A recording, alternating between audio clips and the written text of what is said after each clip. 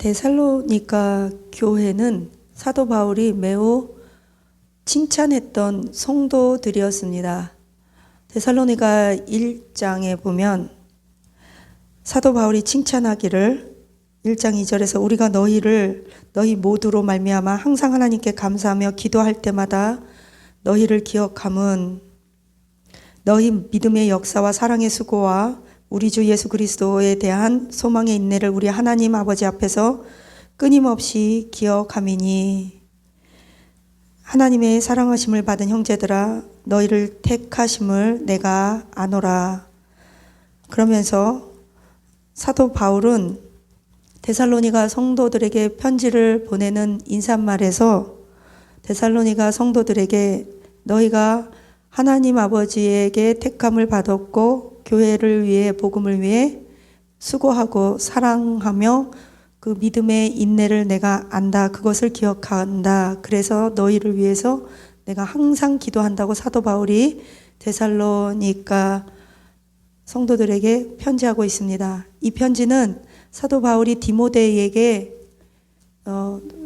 디모데를 통해서 데살로니가 성도들에게 보내줬던 것입니다. 왜 그러냐면 사도 바울과 디모데, 실라가 2차 선교 여행을 하는 중에 데살로니가 지방에 가서 많은 고생 끝에 이제 교회가 세워졌는데 늘 사도 바울이 그렇듯이 사도 바울이 가는 곳은 조용할 날이 없습니다. 왜 그러냐면 당연하죠. 우상숭배로 가득 차고 복음에 대해서 알지도 듣지도 못했던 전혀 다른 철학과 사상과 세계관을 가지고 있던 문화가 달랐던 이방인들에게 그 진리의 복음 예수 그리스도의 죽으심과 부활하심과 우리의 구속됨과 우리의 죄인됨과 하나님 나라의 소망 그리고 천국과 지옥과 심판과 재림주 예수님에 대해서 전혀 보도 듣도 알지도 못하던 전혀 이해할 수 없는 교리와 그 복음을 전하니 세상 어둠의 세력들, 마귀, 세상 사람들은 거침없이 사도 바울과 그의 선교팀들을 공격해 옵니다. 사도 바울이 가는 곳마다 늘 그래서 언제나 소요가 일어났는데 그것은 너무나 자연스러운 일이었습니다. 그리고 그것을 통해서 교회가 세워지는 것을 봅니다. 사도 바울은 서신서마다 항상 성도들에게 이렇게 말합니다. 너희들은 내가 고난받고 어떤 핍박과 어려운 가운데서 너희에게 복음을 전한 것을 기억할지니 사도 바울은 설교를 통해서만 성도들을 가리키고 양육하고 전도한 것이 아니었습니다. 물론 설교를 통해서 회당에 들어가서 복음을 전했습니다. 그러나 그는 삶을 통해서 하나님의 복음을 전했습니다. 사도 바울은 데살로니가 전서에서 2장에서도 이렇게 말씀하고 있습니다. 내가 사도로서 마땅히 권위를 주장할 수 있으나 2장 7절에 도리어 너희 가운데 내가 유순한 자가 되었대요. 나는 너희에게 권리를 주장하지 않았고 복음을 위해 너희들에게 한 영혼이라도 실족하지 않기 위해 유순하게 대답하고 참 사도 바울도 속이 말이 아니었을 것 같아요. 그러면서 유모가 자기 자녀를 기름과 같이 내가 너희를 다루었다. 왜요? 초신자고 믿음이 연약했기 때문입니다. 내가 마치 유모가 어린 자녀를 젖먹이듯이 깨질세라, 감기 걸릴세라, 놓칠세라, 병 걸릴세라, 실족할세라, 시험당할세라, 교회를 뛰쳐나갈세라 전전긍긍하면서 이렇게 안고 다니고 업고 다녔대요. 그러면서 내가 형제들아 9절에 우리는 바울과 실라와 디모데입니다. 그때 함께 같이 다녔습니다.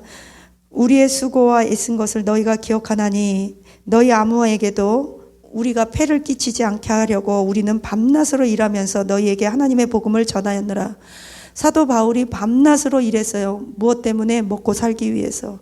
일해서 먹고만 사는 게 아니라 스스로가 돈 벌어서 먹고 살고 밤낮으로 일했고 텐트도 만들고 오만 가지 했겠죠. 그러면서 오히려 데살로니가 후서 3장에 보면 내가 너희에게 밥을 먹으러 갔을 때 내 밥값을 내가 지불했다. 뭐예요? 사도 바울은 그 물질로 인하여 성도들에게 민폐 끼치지 않기 위해서 밤낮 일했습니다. 사실은 교회가 목회자의 생계를 책임지고 가능하다면 재정을 다 책임져 주어야 합니다. 그렇게 하면서 교회를 끌고 갈 수 있어야 제대로 된 목양을 할 수 있지만, 선교지라든가 개척교회는 재정적 자립이 어렵기 때문에 목회자들이 돈을 벌기도 하고 돈을 벌 때도 있고 밤낮 쉬지 않고, 그리고 개척교회 오시는 분들 중에서 그렇게 돈 많은 분들도 없을 수도 있고, 돈이 있다 해도 신앙이 어려서 헌금을 많이 안 낼 수도 있고, 헌금 내라 그러면 구원조차 잊어버리고 예배도 안 나올 수 있으니, 아예 사도 바울은 밤낮 일하면서 쉬지 않고 자기가 자기 먹을 것 오히려 밥값도 내가면서 했다는 거예요. 물론 사도 바울이 늘 그렇게만 하지 않았습니다. 여기 보면 귀 부인들, 그리스 헬라인 귀 부인들 중 남자 여자가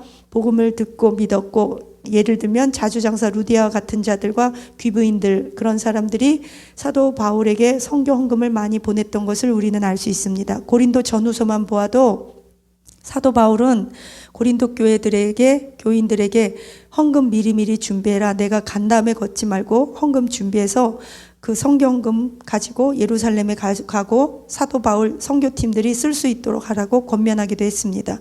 즉 다시 말하면 선교사는, 목사는, 사도 바울과 같은 자들은 믿음이 어린 자들에게는 밥 사주고 다니고 맞아주고 유모처럼 다녔고, 믿음이 어느 정도 장성하고 장로급, 권사급 된 그런 자들에게는 막 책망하면서 직분 감당하라고, 단단한 음식 먹으라고, 언제까지 어린아이 노릇하겠냐, 십자가 군사가 되라고 장로들, 권사들에게 막 가르쳐요. 단단하게. 그래서 목사님이 늘 네네 그리고 예배 끝났어요, 얼른 가세요 그러면 난 초신자구나, 목사님이 보기에 내가 단단한 음식을 못 먹는구나 생각하면 되고, 권사님 우리 교회 재정이 이래요, 권사님 지금 이게 필요해요, 기도해 주세요, 권사님 기도해 주세요, 이게 필요하고 내가 여기가 아파요, 이게 기도 제목이에요. 그러면 우리 목사님이 나를 동역자로 믿고 맏아들로 생각하시는구나, 의지하는구나. 인간 의지하는 게 아니라 동역자로서 서로 인간적으로 의지한다는 거예요. 마음을 나눈다는 거예요. 그래서 목사님이 무거운 얘기, 단단한 얘기, 힘든 얘기, 기도 제목 얘기, 속 얘기하면 나는 하나님 앞에 보기에도, 목사님 주의종 보기에도 그래도 좀 컸구나, 맏딸 맏아들이구나, 장성했구나, 그렇게 여기시면 되고요. 늘 목사님하고 주의 종들이 칭찬해주고 네네 맛있는 거 드세요, 네 이거 그냥 제가 해드릴게요, 아니에요 그냥 밥값 내가 낼게요, 그러면 목사님들, 주의 종들이 아주 조심하고 있는 거예요. 어린아이들처럼. 여러분은 어떤 성도가 되고 싶으세요? 그럼 천국에 가면 누가 높은 사람일까요? 교회에서 목사님들한테 네네 그렇게 대접받은 성도가 천국에서 클까요? 천국에서도 초신자라고 하나님이, 천사가, 예수님이, 목사가 천국에서도 초신자라고 네네 그럴까요? 아니에요. 천국 가면요 상대도 안 해요. 그러면 물론 구원은 받겠죠. 천국 가면 그런 사람은 만날래야 사도 바울이나 순교자처럼 사신 높은 상급받은 사람들 보고 싶어도 못 볼 거예요. 영역이 달라요. 위에 있는 사람은 아래 있는 사람 보러 내려올 수는 있어도 아래 있는 사람은 위에 그 영역을 못 들어가죠. 제 생각에는 그래요. 쉽게 얘기하면 강남에 있는 사람이 저기 그 변두리 시골에서는 얼마든지 살 수 있어요. 그 집 팔으면. 근데 시골이나 변두리나 후미진 데 사시는 분들은 아무리 전 재산을 해도 강남에서 못 사는 것처럼 천국에서도 분명히 그럴 날이 있을 것 같아요. 있어요. 성경에 써 있어요. 다스리는 고을이 있잖아요. 면류관이 있잖아요. 금면류관 받은 자만 갈 수 있는 고을이 있고 지역이 있고 다 특권이 다르고, 여러분 영원한 영원한 삶을 준비하세요. 정신 차려서요. 죽지도 않고 영원한 삶의 질을 준비하세요. 강남에서 제일 좋은데 우리나라 예를 들어서 1,000억짜리 집에 산다고 칩시다. 그거 몇십 년 살다가 놓고 가요. 그런데 천국에서 예를 들어서 이 땅으로 비교하자면 아주 비싼 1,000억짜리 내 집이 있다고 생각해 봅시다. 예수님이 그랬잖아요. 천국에 내 아버지 집에 너희들이 거할 곳이 많도다. 그러므로 걱정하지 마라. 너희들은 여기서 나그네처럼 살아라. 천국에 아버지 집에 거할 곳이 많다. 다스리는 자가 되라.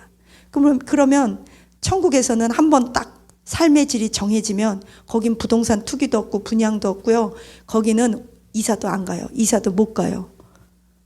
그냥 정해진 거예요. 어떻게? 영원토록. 무서운 말이에요.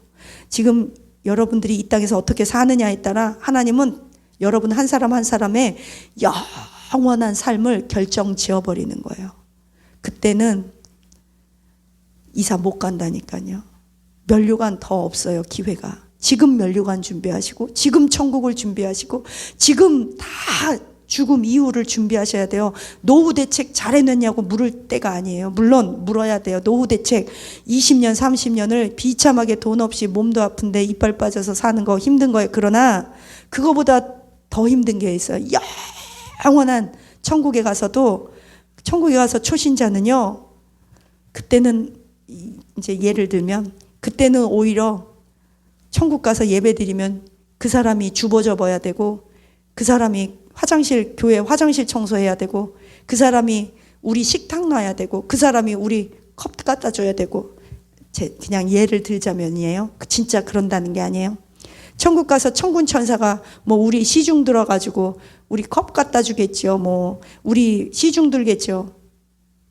그럴까요? 여러분, 영혼을 저도 천국에 안 가봐서 잘 모르잖아요. 구체적으로 비교할 수도 없잖아요.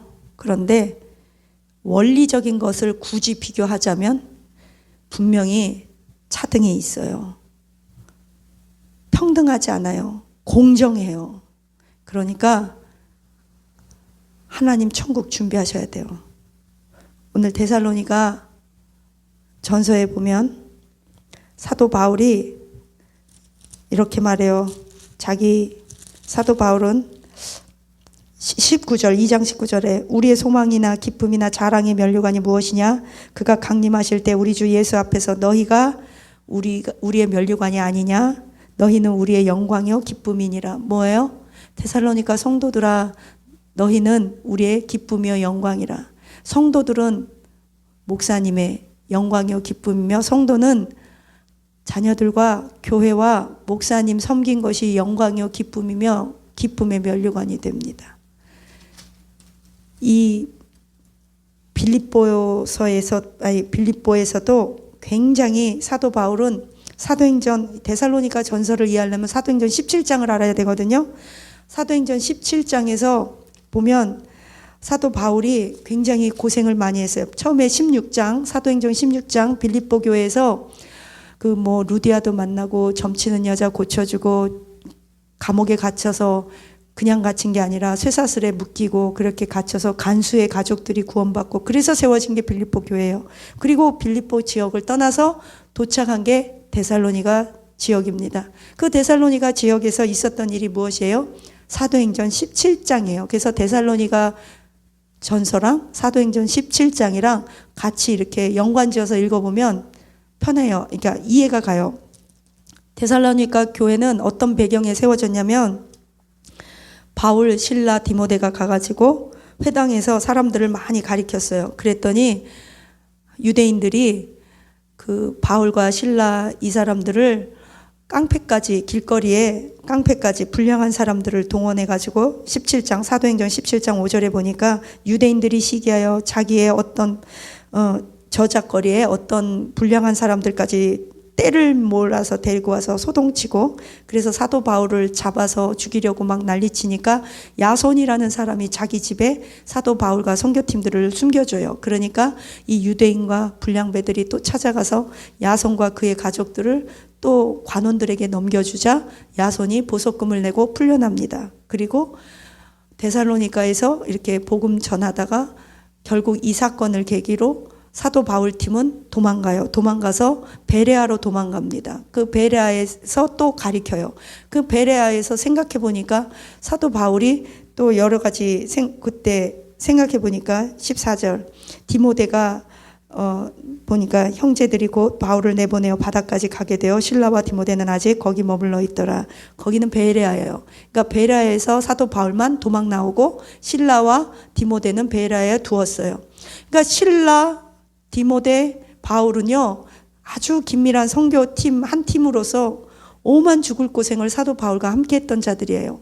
그래서 이제 사도 바울이 이때 데살로니가를 떠나고 베레아로 가고 막 아덴에 가고 막 이렇게 정신없이 돌아다닐 때 가만히 생각해 보니까 데살로니가 교회 잘 있나? 아유 걱정되네. 어떻게 될까? 야손은 잘 있을까? 야손 그때 붙잡혀 가지고 보석금 내고 우리 성도들 나왔는데 데살로니가 전서를 막 쓰기 시작하는 거예요. 그래갖고 그걸 써서 디모데에게 빨리 이 편지 갖다 주라고. 그게 데살로니가 전서 그리고 후서예요. 여러분 사도 바울이 가는 곳마다 빌립보 교회, 데살로니가 교회, 또 베레아, 아덴 가는 곳마다 사도 바울은 뭐 했어요? 얻어맞았어요. 돈 벌었어요. 동족의 위험과 강도의 위험과 또 짐승의 위험과 돈 벌면서 걸으면서 건강으로 감옥에 갇히고 사람들한테 최고의 학벌을 가진 바리새인이요 그 가말리알 그 문화를 가지고 그 최고의 학벌을 가진 사람이 그렇게 똑똑한 사람이 그냥 우상숭배, 음란한 자, 귀신 들린 자, 간수, 사회에서 비천한 자들 앞에서 굽신굽신. 왜요? 복음 때문에요. 왜요? 사명 감당하려고요. 그 영혼 하나 구원하려고요. 근데 왜 그랬어요? 천국의 소망을 가졌어요. 사도 바울이 뭐라고 그래요? 내가 이 모든 그리스도의 남은 질고를 내 몸에 흔적으로 막 각인시키고 채찍 맞고 내 몸이 그냥 만진창이가 되도록 그리스도의 남은 십자가의 흔적을 내 몸에 새겼노라. 그걸 왜 했대요? 천국의 상급을 바라봤대요. 무슨 상급이요? 의의 면류관. 나 이제 다 끝났다. 디모데 후서는 사도 바울의 유언 같은 거잖아요. 나 이제 달려갈 길을 다 달려갔다.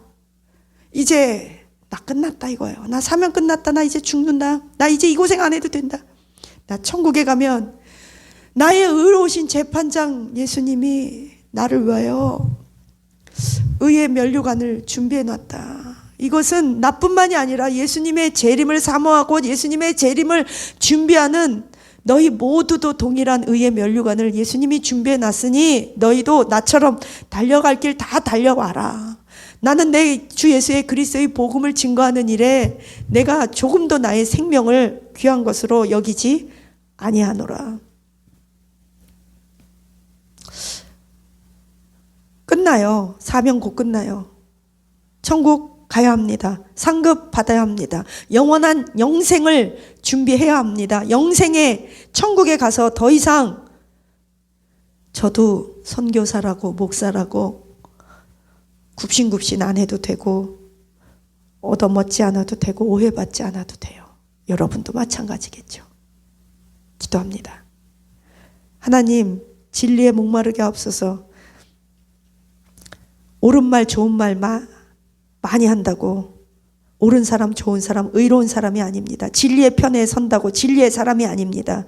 의로운 사람의 편에 선다고 의로운 사람이 아닙니다. 오직 진리를 알고 참과 거짓을 알고 분별하고 그 말씀대로 행하고 삶이 그대로 삶이 뒷받침되고 삶을 그대로 살아내는 사람이 진리의 사람임을 믿습니다. 하나님 너희는 생각하고 말하고 행동한 대로 살아낸 대로 하나님이 심판한다고 했습니다. 주여 하루속히 예수님의 재림을 준비하여 이 선한 싸움을 다 끝내게 하옵소서. 빨리 하나님 경주를 마치게 하옵소서. 사도 바울의 얼굴을 보게 하옵소서. 의에 줄이고 목마르게 하옵소서. 애통하게 하옵소서. 심령이 가난하게 하옵소서. 마음이 청결하여 천국을 보게 하옵소서. 우리 모두가 하나님의 백성이 되게 하옵소서. 하나님의 백성답게 살게 하옵소서. 감사하며 예수님 이름으로 기도합니다. 아멘.